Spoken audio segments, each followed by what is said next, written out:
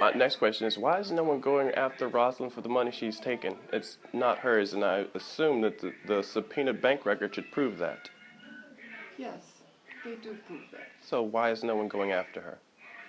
I want her to return the money, all of it, because it's not hers. Okay.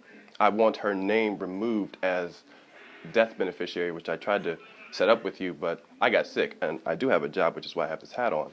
Okay. I have my own responsibilities, which I have to take care of, and then I'm trying to see to him because I got denied based on her lies for the most part in the courtroom. Okay. She pretty much painted it like, I'm always in school, I'm doing this, I'm doing that. I won't have time for my father, which is incorrect because I pretty much graduate and I only have to take a couple more math classes and I'm finished with my degree in social work. So the whole social work thing, I see all this going on and I feel like they're powerless and they're mindless drills, but that's a different story. But it's irritating, and now I have to speak to the magistrate now that she's out of the picture. I want it brought back into question because I feel like I could have did all this myself. It's just that I had lovely mom attempting to steal his pension, which is what I initially told people, that she was financially entrapping my father, but everyone wants to give her some sort of leniency or credit and never hold her accountable for the things that she does. Holding Rosalind accountable. Okay. My job as guardian, my first primary duty is him. my first job is for your benefit. You're supposed to be my ward, the person I take care of, the person I look out for. That's my primary job.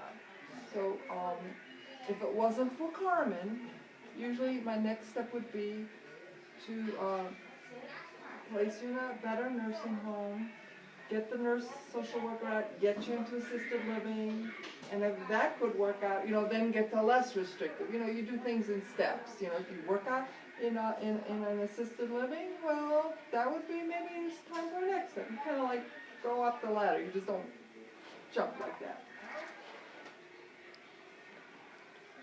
Now, I'm an attorney. Your father's indigent. He was indigent when I met him. Okay? So there is no one to pay me to go after this extraneous idea of getting even with Rosalind and bringing her due. It's not about getting even. It's about she took something that's not hers. It's his best interest because it would be able to. So long and hard for it. It would be able to pay for his expenses. Somebody just walk away with it. It's his inheritance. His inheritance after he dies, we're talking about. No, I'm not worried about that. I'm talking about the money that she removed from the account. Like you would be able to buy stuff. You would be able to pay yourself because he would actually be able to pay you because the $5,000 was in his account. I wouldn't be able to pay myself because I'm sure she spent it or she hid it, and I'll never get it. So there's no funding for me to go after her, and I wouldn't be paid. If your father had $100,000, I'd go after her and do what's right. But my primary job is to take care of my father. Finding a bunch of money, which I don't believe is out there. I believe it's spent. I believe it's a dead-end street. She's going to say, he gave it to me. It was a gift. I can't go after her criminally because it's going to be he said, she said. He let me put my name on the account. When he was competent, he let me put my name on the bank account. He told me. I wrote a letter to Columbus.